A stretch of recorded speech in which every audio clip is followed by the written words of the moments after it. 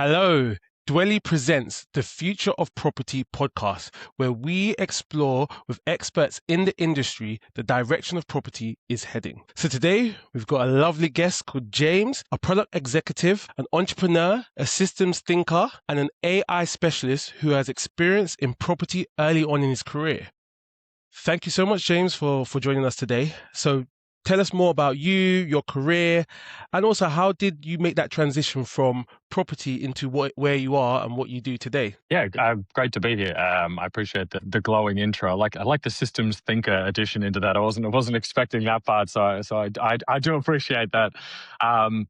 Yeah, so as you described it very well, I started my early career in the property space, came straight out of school and was wanting to do property development and landed in the real estate space across property management, sales, consultancy stuff, and then had a random career change into the Navy. I was a maritime warfare officer for the Navy for a bit, so Wow. don't know how you asked how did I transition very abruptly as that goes. It was a decision to kind of just challenge myself and to see if I could try something new at the time. But always had a soft spot for working in the property space because I was lucky enough to. I was even chosen. I don't know if you guys actually get this show here in the UK, but the show called The Block, which is like a competitive reality TV show where contestants are let to actually given a property to renovate over a period of time, and then at the end you sell it. And I was actually asked to be one of the agents for one of the TV series. So I had some fun times being a property manager. But since then, it's been a journey. Kind of, I started my own business within the preventative mental health space, and that kind of slingshot my product career from there, and as kind of it's developed. So I ran that business for about 7 years. I've run a few other types of businesses, and then have since worked in nature tech, which is where kind of the AI stuff came in, because we're recently building things that analyze nature projects using satellite and Earth observation data and AI analysis. So eclectic is probably an understatement for all the things that I've covered, because that's like maybe just the surface layer. But yeah, no, it's a pleasure to be here with you guys. Appreciate it. No, that's perfect, James. Really, you can kind of speak about kind of quite vast career change from going from property management all the way to everything you're doing now. Really, kind of what key decisions during your career kind of shaped making a decision where you are today? I think curiosity is kind of like one of the biggest drivers for me. I feel like I guess on the surface it could look like erratic and indecisive, but it's actually usually a little bit more intentional than that. I kind of have one of those personalities that I think I set a challenge for myself to demystify certain things. So at first I was like, I want to be in property because I want to see what that's like. I really like that, did it for 5 years. Okay, now I understand the industry. And then I guess I was like, oh, I wonder what it's like being in the Navy, in the military and stuff like that. So I'm going to go demystify that for myself. And then I was like, oh, what would it be like to run your own business? Let's do it and let's demystify it. And I kind of have set out a career where it's extremely learning focused. And it actually ended up ironically making me a better product manager, because every good product manager should have a vast array of perspectives. Because if you're not to give a hard time to people who started as a junior product manager, senior product manager, work their way traditionally all the way up to where they are now. I think that actually the value of having been across multiple industries in multiple types of roles, seen it from all different angles. I've run e-commerce businesses. I ran a drone videography business at one point. All of these different experiences have kind of just made me a better professional, but also a better person. And it's the deeper, if you want to get really emotional about it, I guess it builds a stronger foundation of confidence when you can prove to yourself that you can do it, because you've gone, well, I've now done that.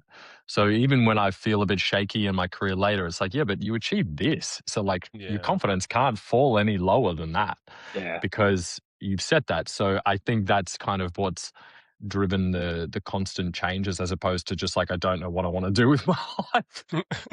I promise there's a reason. I promise there's a reason for it. No, that's of course. Yeah, that makes sense. I'm hearing something that stuck out to me. There was the curiosity. It's akin to maybe a growth mindset, just wanting to learn all the time and applying that to the decisions you make about the trajectory of your career. I guess because our main interest is property and technology and where the two intersect, I'm very curious to find out how the role that your early property management experience played in the type of career you have now, and how you think or behave as a product manager.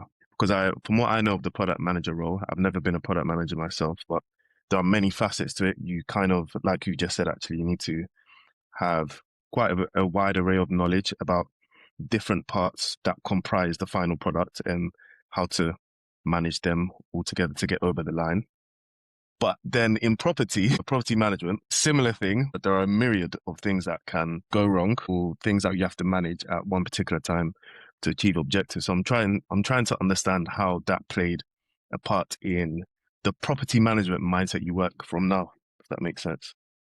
Oh no, definitely. And I think you nailed it. Is that the experience I got from property management made me was the early seed to becoming, if you look at any product manager job description, the one word I can guarantee is on there is stakeholder management. Mm-hmm. Yes. Nothing prepares you for stakeholder management like having a landlord yelling at you and having a tenant think you're the worst person in the world, and then having to think about the legal regulations, negotiating all sorts of things. That early part of my career was extremely valuable. And it's like, not even just from like a professional standpoint, like it even just exposed me to just kind of like how wild it could kind of get in property and the different crazy ways that people could even respond to certain things. Because it's all product management and tech, people are maybe a little more level-headed sometimes, but when you're in the property industry and you're dealing with the public, you never know what you're going to get thrown. I mean, I've got some crazy stories. I mean, I don't know how much you want to go into war stories of being a property manager, but yeah, okay. I'll give you a good one. This is one of my favorite ones, which is that I way back in the day we had this landlord, and she's a very wealthy landlord, and she owned multiple apartment blocks. But let's just say she was reluctant to spend money on improving them, and was always very determined to get them rented out as they were. This is me. I'm being very diplomatic with this, the way that I say this. But I remember as a property manager, I'm dealing with her saying, you need to do some work to this place. You need to at least get it cleaned, all this type of stuff. And she's like, no, it should be fine. I'm like, all right. So I grab the keys. I'm there. And I've got someone that I'm showing with the property for the first time. I'm going in for my first time since the last person left, and they're coming with me the first time as well. And I remember sticking the key in the door, and I was going, okay. And I was like, the key wasn't really working. I was like, oh, the door's not opening. I was like, what's going on here? I'm like, it's twisting, but the door must have warped. I'm like, all right, fine. So I'm like, all right, fine. I'll give it a bit of a nudge. I'm sure that'll help. So I put my shoulder into the door, and I got the door open. But as I got the door open, these 7 to 10 cockroaches fell from the door frame onto my suit that I was wearing, and I've got a tenant who's going to lease this property behind me, and I've got cockroaches on me, and I'm like, oh, I'm sure we can get that sorted before you move in. And I'm brushing them off, and they come in, they look at the place, and it's awful. The place needed a clean. It was awful.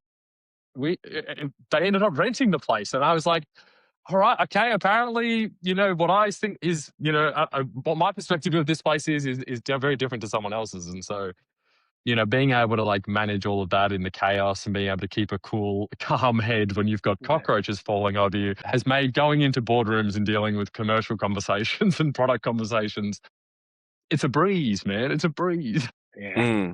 But no, I honestly, I do look fondly back on my property management time, because I think it definitely it pushed me to the limits in certain areas. And it was like, especially, I mean, a lot of the time you're 6 days a week. So you've got, you're working a lot more hours than a lot of people.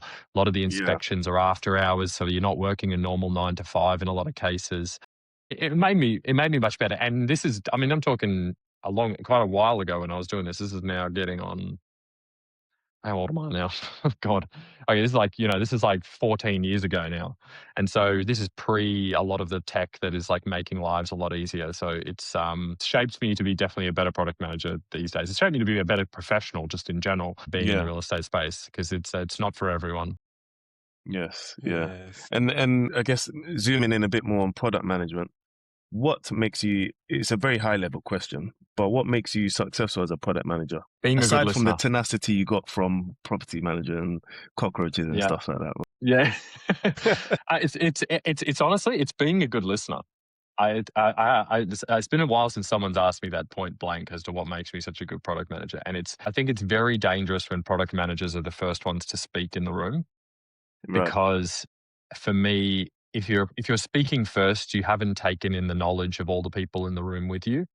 And that means you haven't made the most informed decision. And so a good product manager listens first, acts later. I mean, I think that's also probably true for any leader as well in an organization. And I think that and I understand that it's not always necessarily possible for some of the more junior product managers. I'm lucky that because of having started my own business, I kind of was able to kind of skip having someone more senior than me in product, because I was doing product. And then now I'm already senior in product. So maybe that's different. Listening would be the biggest one, and the capacity to empower others around you in the team, because the better they are, the better you are. So, because if you can do that, let's say you have a room full of empowered people that now you're listening to before you're speaking, you've just become better at your own job. And I would say that I would say those two things are what makes me good at my job, I think. Yeah. I get told I'm okay. I'm okay at it. So let's hope. Okay, cool. So being a good listener and being able to empower, motivate people that work in your teams. Yeah. And make it, because I think empowering them makes them feel valued, and it makes them more likely to share their perspective. And it means that you get the perspective, which means that you now understand the needs of the stakeholders, as let's call it. But I don't necessarily like to call my team members stakeholders, but they are stakeholders in the conversation, I guess. Yeah. Yeah. That makes sense. Wow, I think that's really highlighted the different experiences you've had, because I can really resonate with some of the experiences with your cockroaches. I've had to try and rent out a property where I think there's no way they'll take it, and then you get an offer later on and you think, what did I do? Yeah. But honestly, I think it's interesting to see your transition into also your own business. And I wanted to understand, what were some of the traits that you had to develop quickly or have a certain amount of time to grow and scale your business? That is a good question. Yeah, I think the skills I'm trying to think of the ones that I had to I realized I had to develop very quickly. I think because I think that's the biggest one that is going to probably be helpful for anyone out there who is going to be starting their own business, because I would say that imposter syndrome, first of all, is not necessarily a bad thing. Is the first thing you realize very quickly, because it can freeze you up very quickly when you're young, or you're an early founder. You go are we qualified enough to do this? Am I the right person to be doing this? And it was that imposter syndrome is not a bad thing, because it means you're on the right path, because it means that you're the one crazy enough to actually go out and try it. Because there's a lot of people who will let that stop them. If you've already started and imposter syndrome is kicking in, I would be keep pushing, because you're probably on the right path. As far as beyond that, as far as skills go, I think that time management seems like a lame one to say, but it's if you can really being able to manage your time effectively is a big thing. Yes.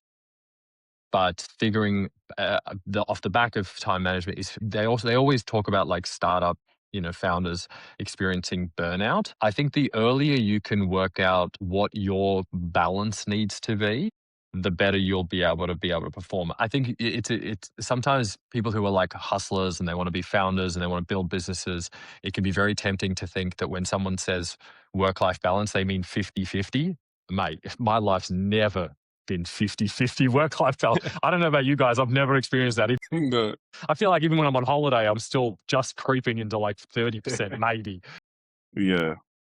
So for me, I think working out what the balance needs to be for you to feel like you can still continue but still feel like you're moving forward and hustling is a big one. I think these are more I feel like these are often more life lessons rather than business lessons.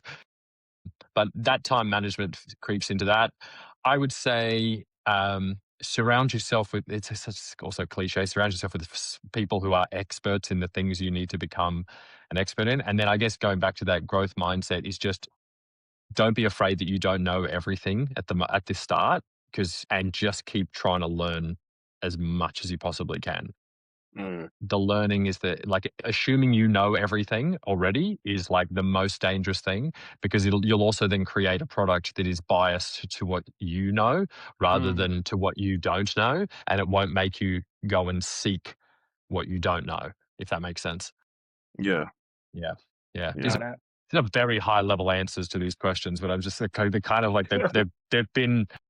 I look back on my time as starting a business. I mean, don't get me wrong, like it can be scary, and it can be, I started a mental health business as my first business, man. Talk about trial by fire. That is Mm. an industry where it is not easy to, to start a business in because the risks are so high.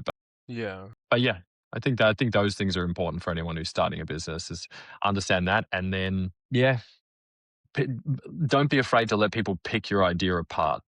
Like, don't be defensive.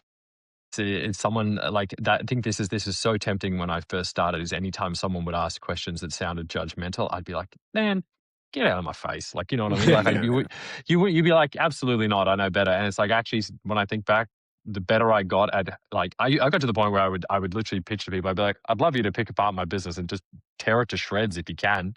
I'm like, because if you can find some questions that I haven't asked myself about my own business, that's valuable to me. It's not the other way Yes. around. Like, if I'm just like, Yes. nah, your question's invalid, it's like, not really.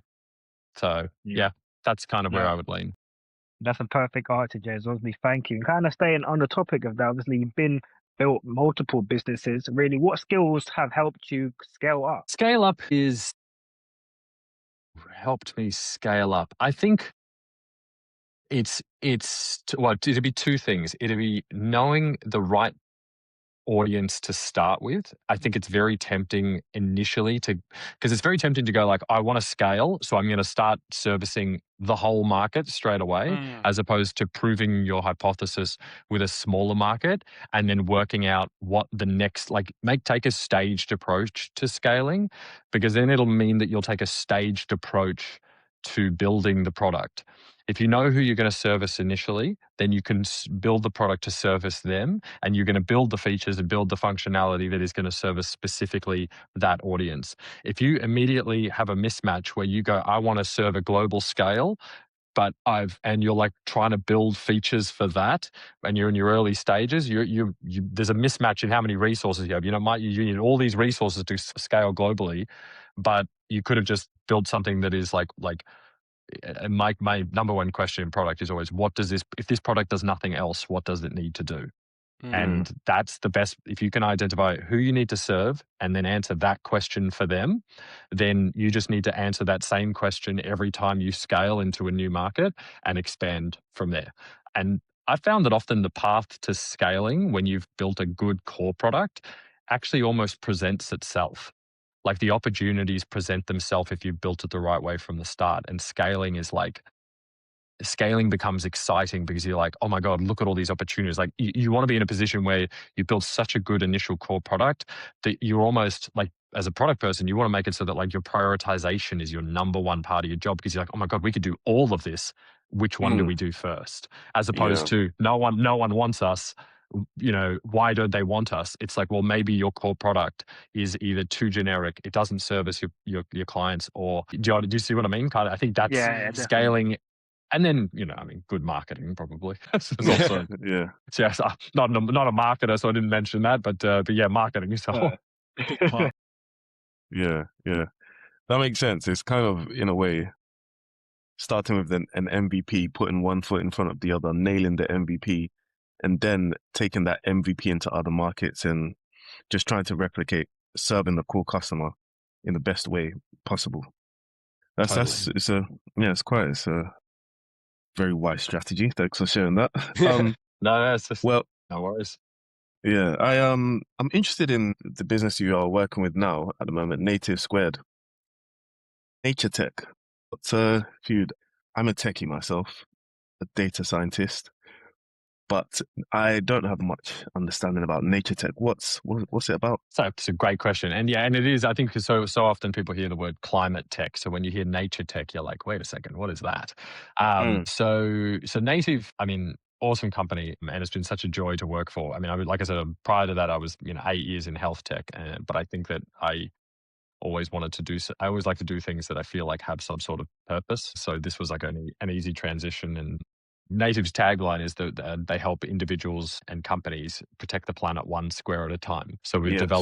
developed a new class of environmental asset called a native square, which represents 3 meters squared of land within nature projects around the world, whether that's rainforests, mangroves, marine reserves, anywhere, any type of nature project. And so we developed a marketplace that actually allows individuals and companies to purchase these squares, to be able to see the squares directly on a map, so you can see the exact piece of land that you're protecting, along with a dashboard with all the data for that square. Because by purchasing that square, you actually not, and probably relevant for the property thing, is you don't actually own that land, but you actually own the environmental rights to protect that land for the next 40 years, along with owning all of the data that's extracted from that land for the next 40 years as well. So unlike traditional carbon markets that are a snapshot, and a carbon credit is like, some intangible odorless gas, and that really, like, you can't track whether or not it's actually been verified very well. This is a real tangible precious place that you're protecting. You can see it on a map. And in the case of our first project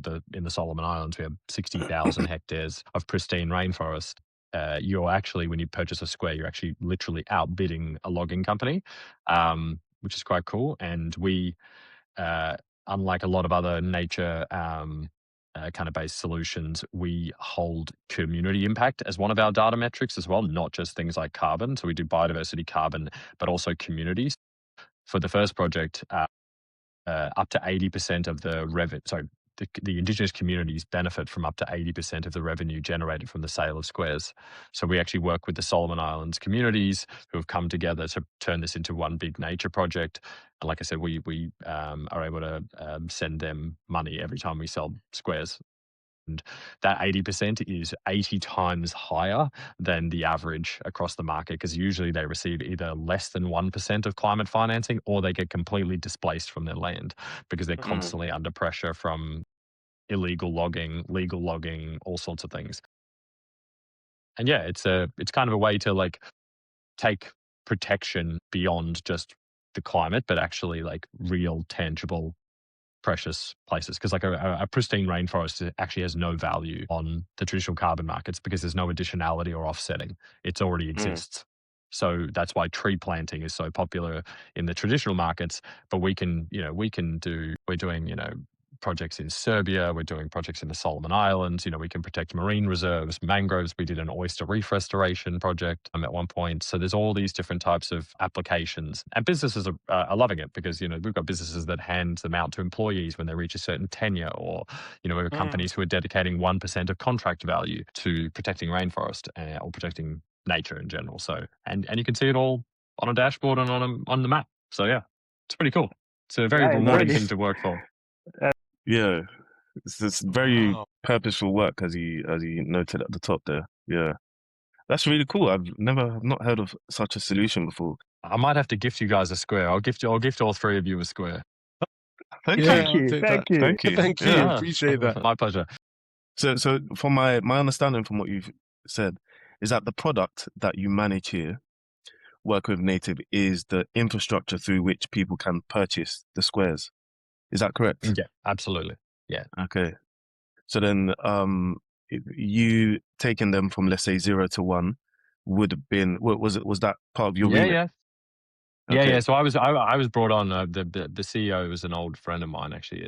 So that's how I kind of found out about the opportunity. And he was like, Can you come and have a look at the product situation? And I was like, yeah, sure, no worries. I came in and there was no product situation. So I was like, okay, so we're definitely at 0 here, guys. Not even 0.5. We're definitely starting from 0. So yeah, the everything from the website to the full platform where you can see the map and everything is all mine. In terms of, it's all my responsibility, not mine. It's been built by a team, but it's yes. It's my responsibility to have brought it to where it is today. Awesome. That's very cool. And I know time is fairly arbitrary when it comes to building a product like this. How long did it take? So I joined in April of 2024, I think it was. God, I'm trying to remember the years. Yeah, April 2024, and then we launched at the. Wait, what are we in? We're in 2026. So yeah, we launched at the end of 2024, December 2024. So we got an MVP product out in probably 6 months' time ish, 6 to 7 months' time, I think it was. And then we've just iterated from there. Yeah. I mean, they were getting unnecessarily dragged along by a company they'd engaged to build a website, and they hadn't even had a website up in 6 months of talking to this company. I was like, man, I'll get you a website in 2 weeks if you want me to. Right, exactly. Because I do web design and web development and product design as well. So I was like, we can do this quicker. And then I brought across my CTO from my previous companies that I've worked on. So the Voice of Health, which is my mental health business, and some other companies I've worked on. My CTO has kind of come with me. I call him my unicorn because he is a emotionally intelligent, business savvy, full stack software engineer. So and he is the best. Unicorn. Yeah, he is a unicorn, man. He's the fucking yeah. best person I've ever worked with, to be honest. And he remains that way because he's amazing. He's the best. Yeah. So I was very lucky to have him because he was able to come across to native as well and help support that. So I always say that I feel very lucky because I've said this probably a million times, but where his skills end, mine begin, and where mine end, his begin.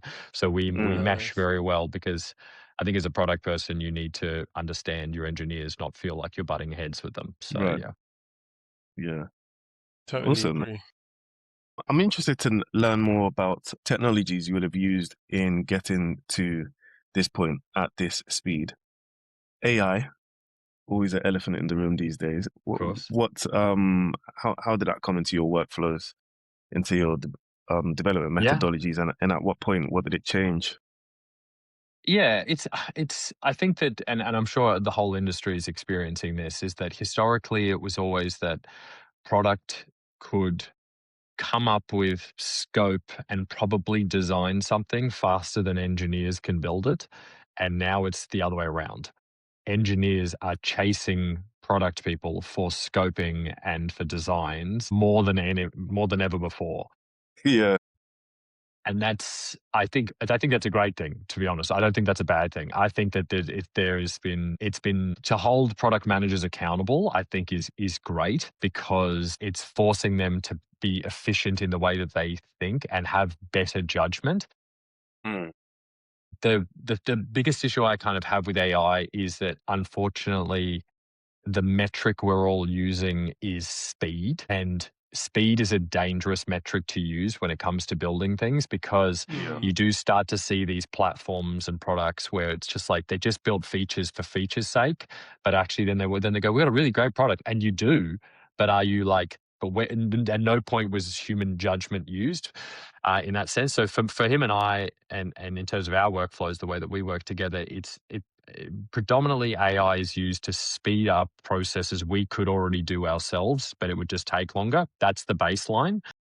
Obviously, with Claude Code becoming so impressive now, AI augmented workflow and development is like almost essential because it just speeds things up. It's just like you just should be doing that. And when you've got when you've got the instinct and the judgment built into you as a professional already, then it makes AI even more powerful. I think people often talk about AI being the replacement of more junior people's thinking, but at the same time, it still helps speed up senior people's thinking as well because it means that like I can sense check something that AI has spat out and go, yep, great. Nope, that makes absolutely no sense. That's great. That's kind of okay. Junior person looks at it and goes, wow, it did my work for me so quickly. Yeah. That's it. And then they go, it seems good. It's based on the information I gave it. Is it good? I don't know. I do think that it's important to keep judgment. That the two biggest areas where this is happening is product and marketing, because LLMs naturally produce content. Content is the fastest thing they can produce. So marketers are just being like, that seems great, but like that product instinct and marketing instinct are the two things getting hit the hardest, I think, with AI because we're leaning on it. But don't get me wrong, I absolutely love it. Don't get me wrong. I mean, my PRDs in Notion getting, immediately brought across through Claude into linear to create to create tickets, I guess. Let's just call them tickets. And then, and then going back and forth through that, it's like, it is speeding things up a lot. And I think it's essential. But I also think that it's a dangerous thing for product managers when it comes to the development of a product to just go, okay, where can we jam AI into this? And it's like, it could have just been really simple. It might have just been a decision tree or like an accelerated workflow that you could have created without having to jam AI into this. It's the same thing, it's the same question that always needed to be asked when it came to the Web3 boom, when everyone was like, how do we use blockchain in this? And it was like, the metaverse actually, and everything. yeah. Oh, it was just like, well, Web2 could have done that. So like, that's just Yeah. basic web development. Like, you didn't have to make that Right. blockchain. You didn't have to tokenize, store or something. It's like, SKUs have existed for a very long time. Stock management, Exactly. they don't have to be on the blockchain. It was like things like that. And so it was like, you had early stage businesses that were just like determined to do that. Ironically, I say this, but native is actually tokenized. It will be tokenized very soon. Love that. But it makes a lot of sense because there's land ownership and land rights and stuff like that, and data rights. So it's a very good use case for it, almost a perfect use case for it. But yeah, I think that's my kind of opinion on AI. I think it's very powerful, but I just think it's important not to create what I call cognitive atrophy, which is that you stop Thinking. relying on your critical thinking. You train yourself out of critical thinking, or you train yourself out of trusting your instinct. Because you have to second it. You're like, oh, let me just double check that with Claude. And I see it so often. It happens all the time. Or people writing emails, and I'm like, that email was a one-line reply you needed, and you just gave me like 3 paragraphs because AI wrote it. I was like, you could have just said, yeah, good, sounds great, let's do it tomorrow. And it's like, yeah, I think that's a great idea. Yeah, that'd be good. Why don't we okay, that was AI, I don't need that. I see an M done. Yeah.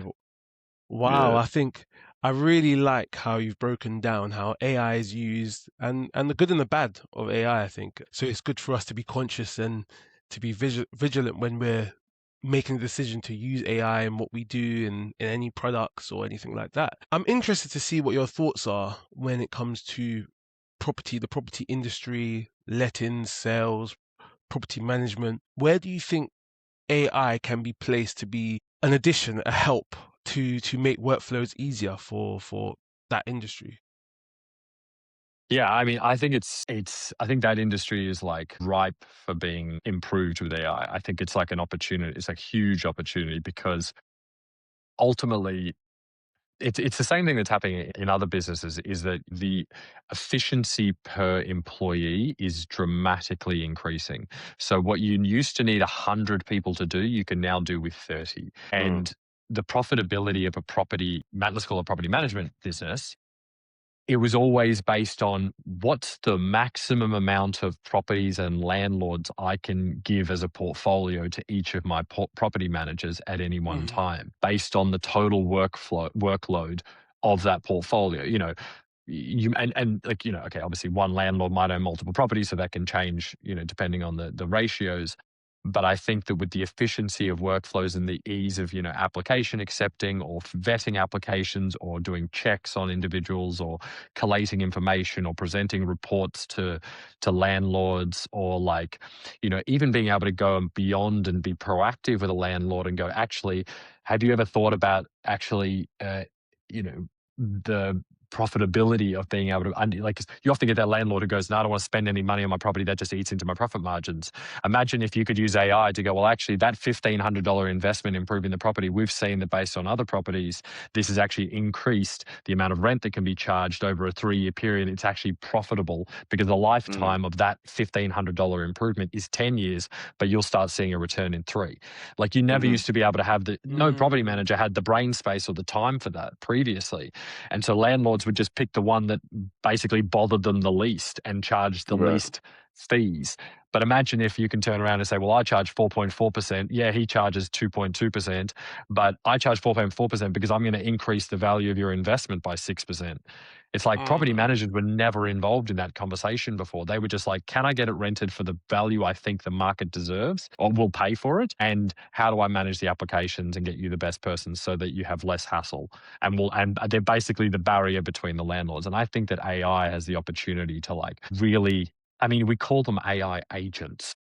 I mean, I don't know about you. I don't know about in the UK, but I was called a real estate agent for 5 years. Like, you know what I mean? So like, surely there's a connection there. There's something. There's something. And I think that, like, if each property manager could be empowered through the tools that they use to have like a lot of their admin tasks handled by AI, or using something as great as your platform that you guys are building, then I think that like that's gonna ultimately mean that not only is it going to be easier to start a property management business and potentially, scale it, but I think it just means that genuinely tenants and landlords get a better experience. I mean, yeah, and God, don't even get me started on the regulation side of things. Like most landlords don't understand the regulations. They don't understand what they need to do, what they can't do. Yeah. Tenants think they have all the rights. And if you've moved from one country to another, your rights have changed. A platform where a tenant can engage and say, like, what are my rights when it comes to this? Is this considered an urgent repair? Yes, no. Actually, you could flag that, but based on X, Y, and Z, they have the right to say no if they, I mean, in Australia, you have to, you can ask for your carpet to be replaced in 4 years and the landlord can say no, but they also then can't lease you a property that's got, carpet that's older than 7 years. Well, if the platform already knows when the carpets were last replaced, well, then now you can then inform the agent to be able to, Yeah. provide a better answer to that. So it's just all of these little moments that I think, can be definitely enhanced. So as a long answer to it, and the upshot of it all is probably, God, I wish tools like this existed when I was in property management, because I was doing application forms on paper and it was awful. But yeah, I think it's an industry that is like the best agencies, I think, will be the ones that utilize these tools correctly. No, that's perfect, James. Kind of diving back into your experience as a property manager, really, what kind of mindless kind of task did you have to get stuck with as a property manager? What would you wish AI would have helped you back then? I think inquiries was a big one. I mean, the amount of probably like unnecessary or like unvetted inquiries I was getting from, different people interested in different properties and stuff like that. And then you would get like, they've built systems that don't have AI that do this now, that kind of manage if they've come to an inspection, then you can manage their details all the way through to the application stage. Even just the digitizing of that process has been made better. As far as mindless tasks, I think, yeah, it's one of those things where I can see opportunities where things could be replaced, but then I also think that often when it comes to property, it's some of the biggest decisions that people are making and financial decisions people are making in their life. And I don't think enough agents understand the weight of the decisions being made by those people. And so I would say that, if as far as mindless tasks, I think it would be the things that are outside, you know, I wouldn't want it to replace the touch points I have with the people, because I actually think that good agents are the ones that can spend time with the people and building relationships the best they can.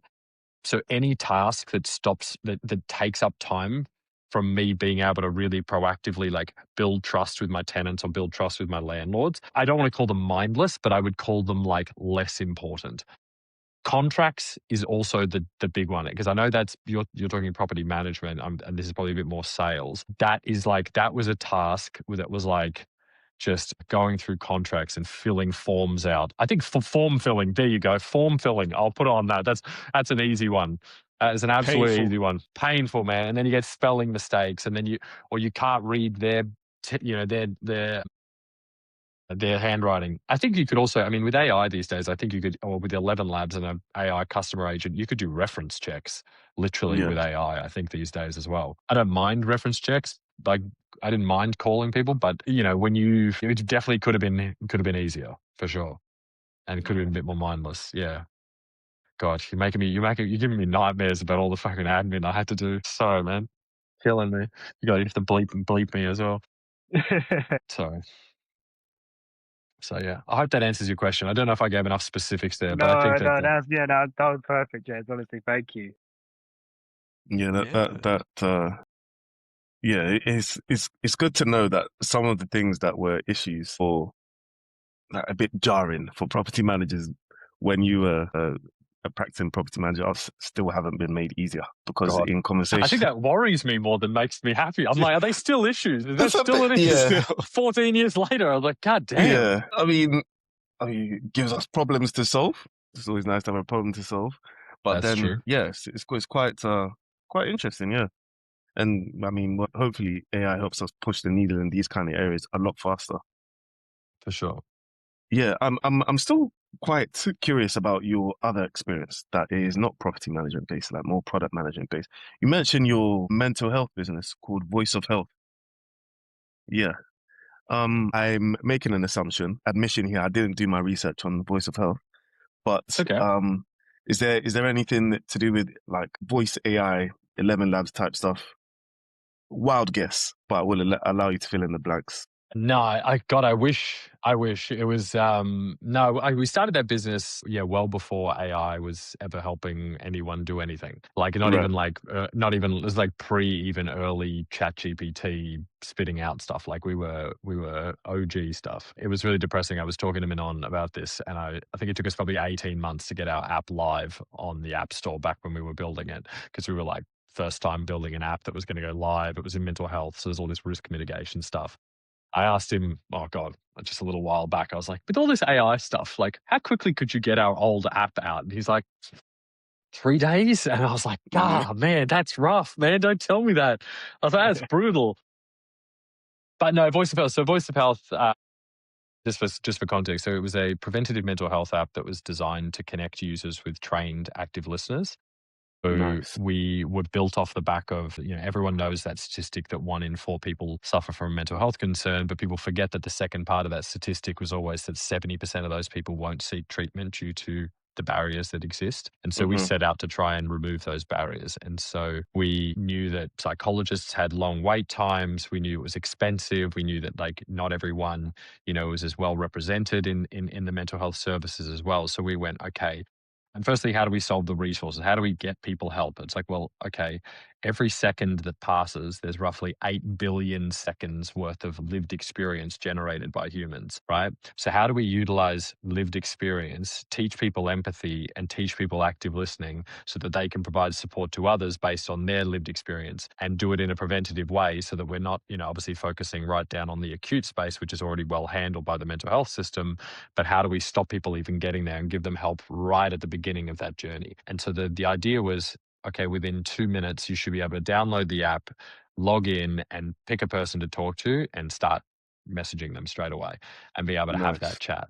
And it was free as well. So that was kind of the goal. And we did it. And we were in 40 countries. We had, quite a few. I think it was at one point we had like over 400 active listeners globally who were providing support. And yeah, we actually also developed our own, which is where I kind of get my education experience from, as well as we developed an active listening course as well that was designed to upskill people to be able to provide that.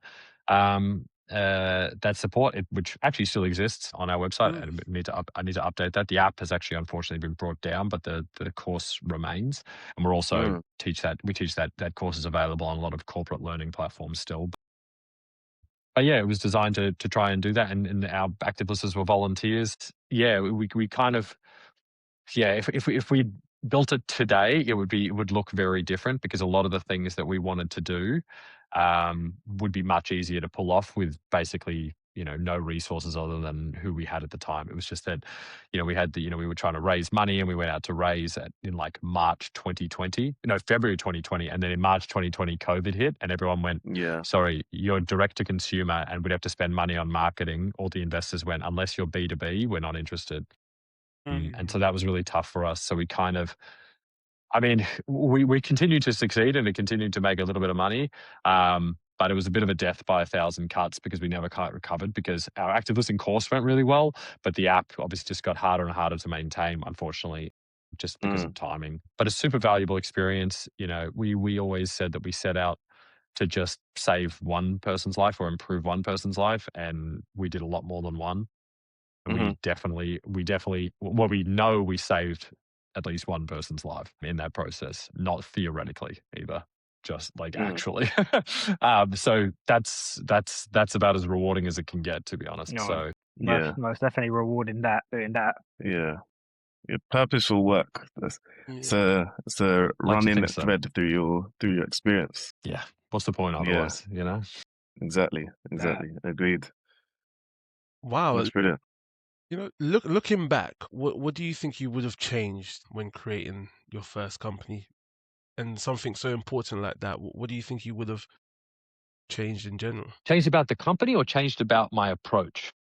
Either or. Like I always like to ask people, because you can only see what you thought might have been a good decision, or what the direction of the company maybe should have went when you're in the future. And that's why, just looking back now that you've got so much experience now, what do you think you would have maybe changed in the company or yourself? Yeah, I think in my approach, I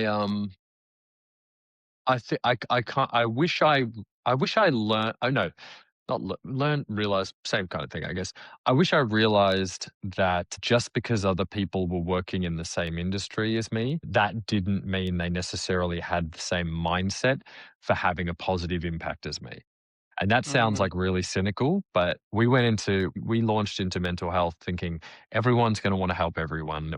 There's never a shortage of people who need help. So how do we all just work together? Kumbaya, it's all going to be great. Everyone's going to want to help us because we're doing the right thing in the world. And we realized, not that we realized too late, but it took probably longer for me to convince myself that that wasn't the case than it should have. Because, there was a lot more bureaucracy than we thought there would be. There was a lot more people that were like willing to criticize what we were doing in a way that was not constructive, like not like help us improve, like, or pick us apart. It was just like just downright just being like, that's wrong. We Wow. had people that tried to copy what we were doing, which, I guess they say, imitation is the greatest form of flattery, but not when they steal all your ideas after you've mentored them.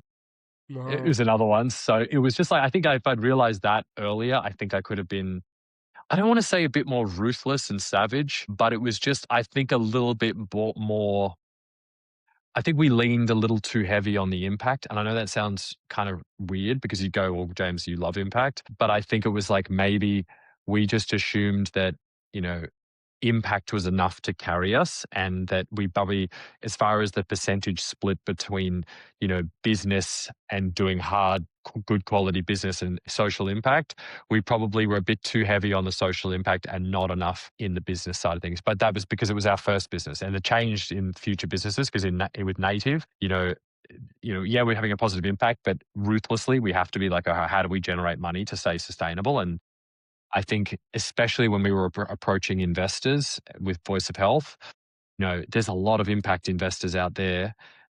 And what that means from one person to the next is so different. And that percentage split, you get people who are basically 90% all about ROI and 10% impact. Like, we need to make lots of money. And if it does good to the world, great, cool, sounds good.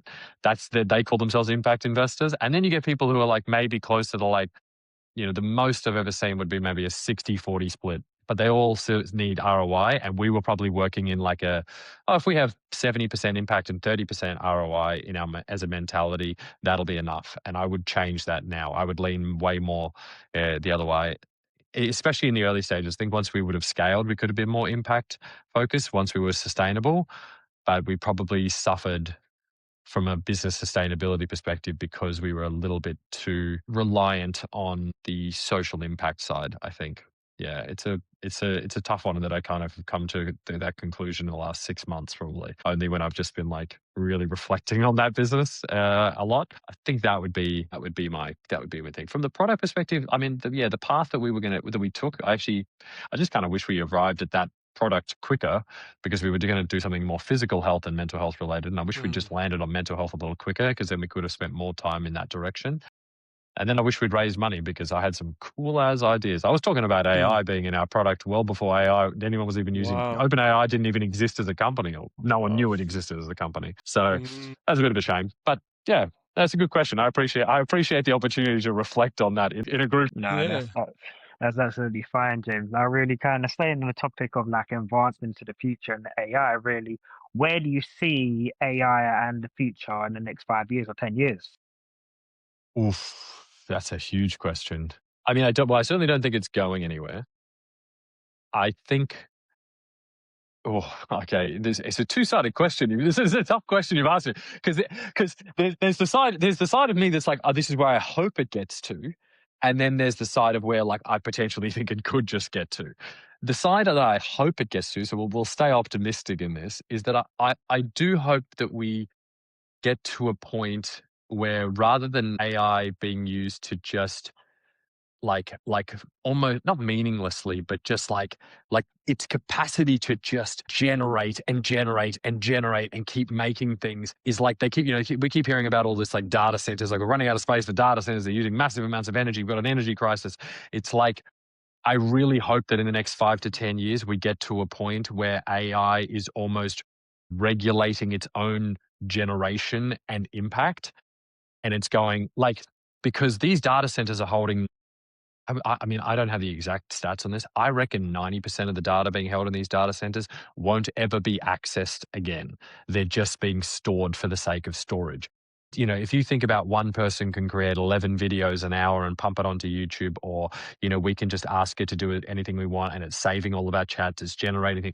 It's like most of it's never getting touched ever again. So I hope that there's a world where AI, there are technologies and AI services that are emerging more that basically help counter, or not counter, but balance the overwhelming generation wave with an overwhelming efficiency wave as well. Because we're being very efficient in the way that we work, but it's an efficiency to produce more as opposed to an efficiency to produce less. And sometimes, and in a lot of cases, less is more. And it's like, I would hope that in an optimistic world, we get to the point where AI makes life less overwhelming for us and generates more meaningful, impactful stuff, so that, yes, our mind is not on all of the little tasks that we have and it's taking things out of our hands of things we can do, but it means we focus on more meaningful stuff. But then it means that we're not like just, I hope that makes sense. It's like, I just hope we get to a point where AI is not, you know, like like, it's just, you know, I mean, don't get me started on AI slop and all that whole thing. That's a dangerous topic. But I think it's like, I just hope it gets a bit more meaningful in the way that it's used. And I think it is going in the right direction. I think like companies like Claude, I think, are on the right direction with that. I think that the way that they're doing things is impressive. I'll call it impressive. I won't. Yeah, we'll go from there. But that's where I hope it gets to in the next 5 to 10 years. Because I just think that like a tool that can generate everything should be able to be smart enough to regulate itself on what is necessary and what's not. That's a perfect answer, James. Now, we've been asking you so many questions. Do you have any questions for Russ? Kind of give you a break. Yeah, I mean, sure. I don't want to be that guy that just turns around and asks you the exact same questions. But like, where do you guys hope it goes towards? AI, that is. Like, where do you hope AI? What direction do you hope it takes? I think from an industry where in property and in construction, outdated industries like that, I'm hoping that they kind of take the adoptive approach a lot of other industries have taken. And really, where like everyone's using AI in their day-to-day life, is in this ChatGPT or this Claude. It's more of an integrated process where it's like, all right, where people looking at it thinking, oh, they're hesitant about using AI, they're more looking at it as a positive outlook, thinking, okay, you know, it's actually helping with these little tasks that kind of AI can get done really easy. Yeah, I like that. Yeah, it's a good one. I think that I had someone say to this, like, it was the same thing that happened with blockchain. Is that like most people are interacting with blockchain without even realizing they're interacting with it. And I think for those that are resistant, like kind of the archaic construction type of industries, which, you know, there's some parts of those industries that's innovative and moving forward. But for the people who are resistant to it, I think if AI can meet them where they're at and not overwhelm them, and even if it means them using a tool that they didn't realize was AI, I think that's a positive place to arrive at for sure. Yeah. How about you? How about Matt and Daniel? How about you guys? For me, I've come to use AI quite a lot in my, let's say, day-to-day work, writing code, a lot of Claude code. But yeah, I think I can relate to the perspective you shared. If I'm to summarize it, how I see it, AI slop, a lot of slop. So I'm hoping for some refinement in like output. Like I'm seeing a lot of vibe coded websites, a lot of vibe coded products, services that don't actually produce the outcome that they purport to produce in like the website, in all their advertisements. So yeah, I'm not sure how it will happen, but people produce more useful things with these tools, things that actually can move industries forward, ways of life forward, ways of doing simple things forward. That's from a more like macro perspective. But if I look at it in a more micro way, I'm just very excited about how quickly things move in the AI space. Every couple of days, there's something new from Claude. Claude, for example, are shipping at an astronomical rate.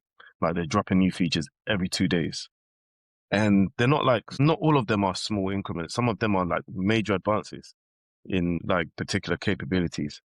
So I'm excited by that. And in a micro sense, hoping that I'm able to make the best use of all the things that are coming out and actually use AI to do the less, what we've called mindless, do the more mindless tasks that we refer to here.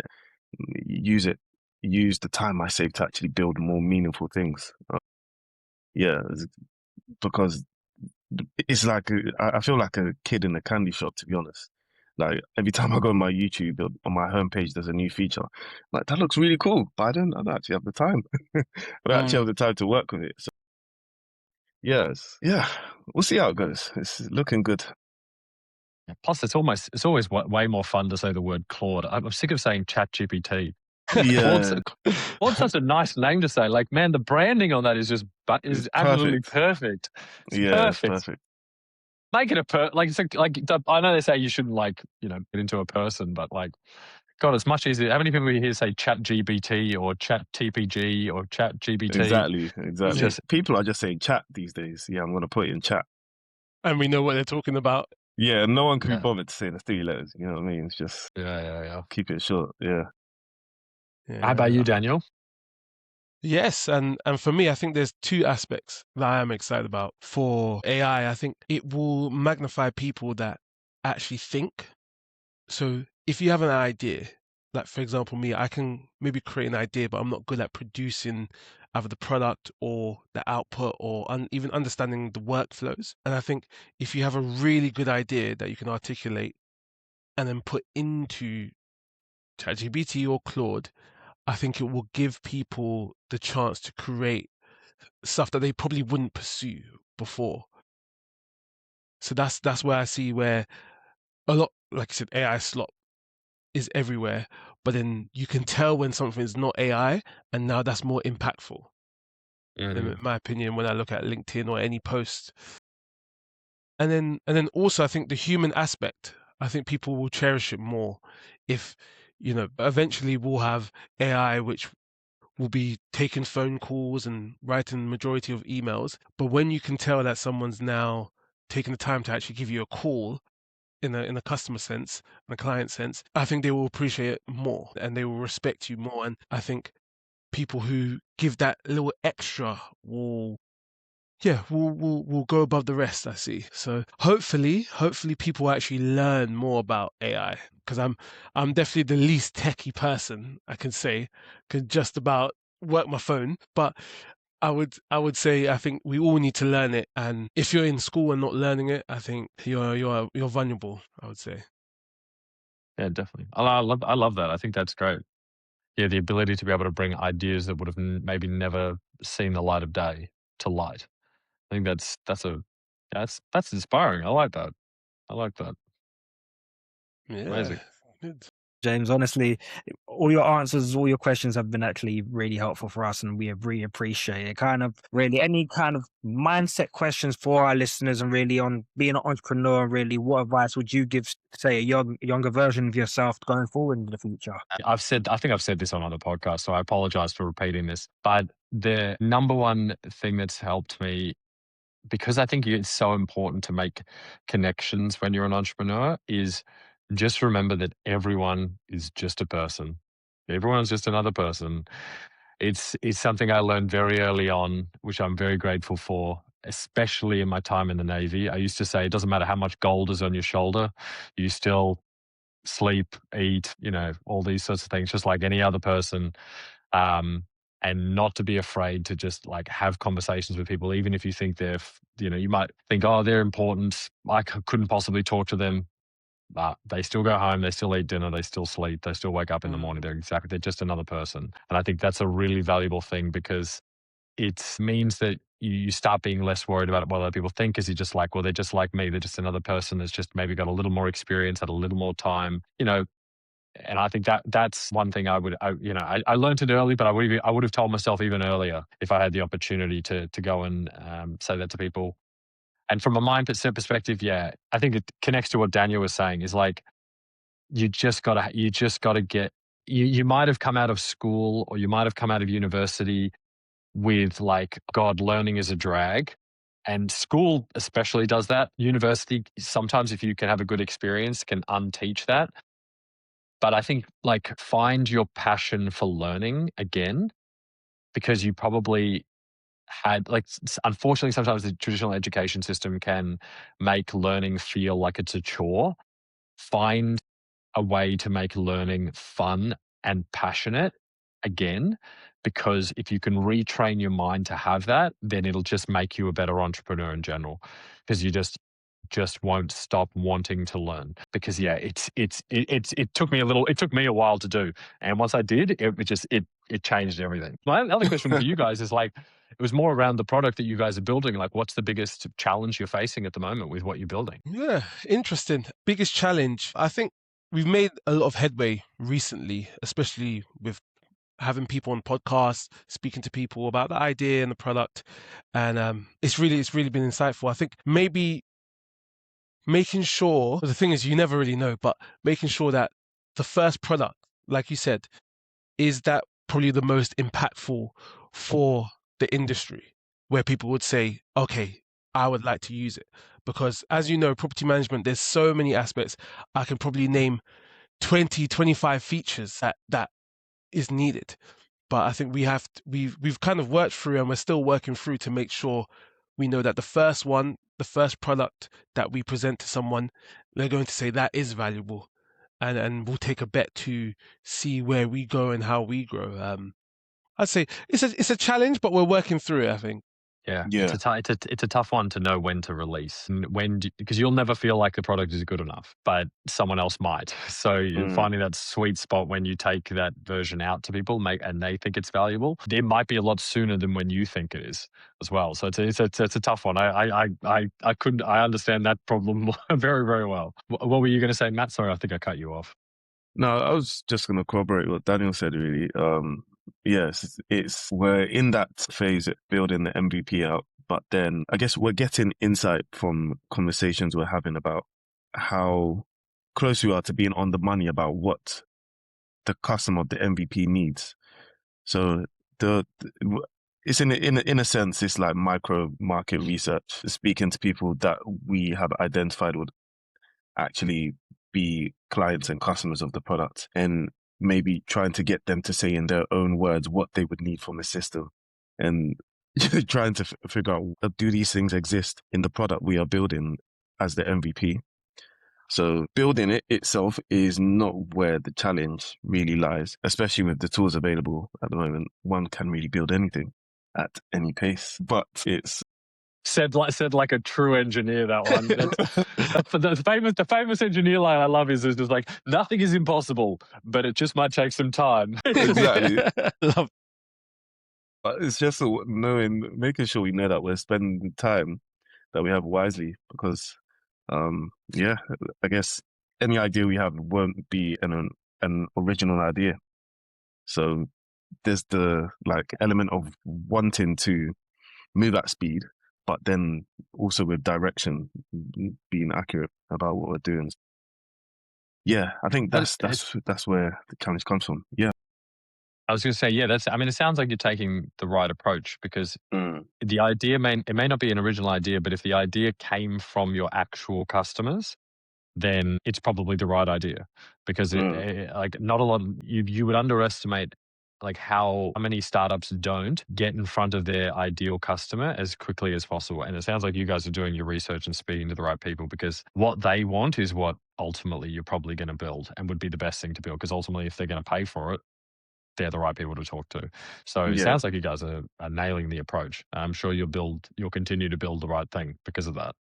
Well, I think we're definitely trying to build can't be perfect, but the right product for the customer base. But what we're trying to kind of balance is, as Matt was saying, it's finding the right product or building the right product, but also acting in speed, where everything's moving so fast and you have so many different, say, AI corporations and business popping up and thinking, oh, we can do it faster. It's like, we actually want to build the right product and the right clients will come to us. Yeah. Yeah.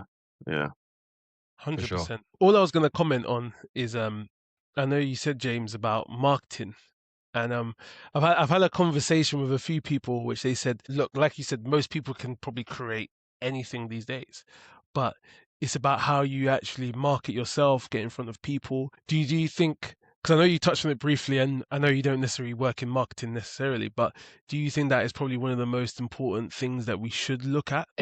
You're saying look at marketing or look at the ability to be able to like go and market yourselves and have good Yes, conversations? that's correct. That's correct. Yeah, I mean, I think we ultimately like I mean, you see it on LinkedIn all the time. Like there's all those like classic like startup, posts that are marketing as like the team all like crossing their arms, like sitting on the couch, like, look at us, we started a business. And ultimately that people do that because it works.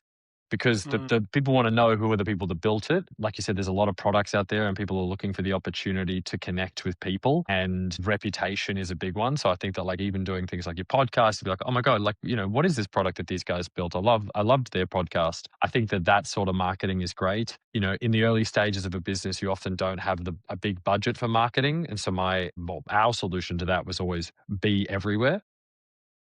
You become the marketing, go out, go to a run club and meet a random dude and get him on your podcast and start talking to him, which is perfect. Go to industry events. Actually, sorry, go to the right industry events, because there's some that are just awful. Yeah, I think that marketing is important, but I do also think that someone. I'm very lucky. Well, two things. One, I'm very lucky to have an extremely good marketing friend of mine who's given me a lot of insight into that judgment side of things when it comes to the AI side. But also another guy I spoke to, a guy called Tom, who broke it down for me quite nicely, which is that like, I think often for early stage businesses, when they think about marketing, they immediately go like, okay, social media. But ultimately, like you were saying, and this is what happens when AI is spitting things out, is AI is spitting out content which fits into what I would call like the bottom rung, which is like social media. But what defines what is produced in social media is usually marketing.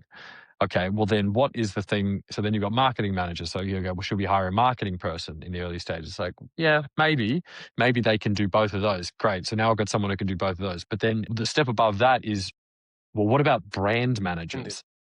Branding, exactly, because the brand is you guys, the brand is the company, and everything. If you get that part right, everything else feeds off from that. And so a common mistake is, let's hire a young, cheap, part-time social media manager to pump out content, which can be great, but if you haven't nailed branding and you haven't nailed your brand voice, your brand image, how you want to be represented out in the market, then you're going to get this really disconnected kind of brand messaging, and people aren't going to connect with you because they don't know who you are. I've seen this firsthand with Native, to be honest. I've seen it happen. It's a bigger conversation than for the end of the podcast, you can see sometimes you can have a lot of content that doesn't convert because the brand and the messaging is not there. And so then you're just basically throwing spaghetti at the wall and seeing what sticks, and it's dry spaghetti. You know what I mean? Maybe that was a very Italian reference of me. I'm so sorry. But it was, but you got it. Yeah. So, yeah, but I think, so I think that something like, which is actually what you said before, which is I think the marketing and brands that will stand out the most are the ones that are more meaningful, impactful, and you can actually connect to, and that you don't feel like AI just spun up and spat in your face. I agree. Yeah. So hire the right marketing people and the right brand people. And I know a few amazing ones if you need them. They're not cheap though. I guess at the right time, we'll definitely make that connection, I reckon. Brilliant. Guys, do you have any more questions for James, or are we all good to wrap up? No, that's perfect, James. Honestly, thank you. Yes. Yeah. It's been a very insightful chat. Thank you very much. Yeah. Thank you, James. Thank you. So thank you guys for listening to another episode of The Future of Property. And if you like this, please subscribe, share everything, and get involved in what we're doing. So again, make sure to dwell it.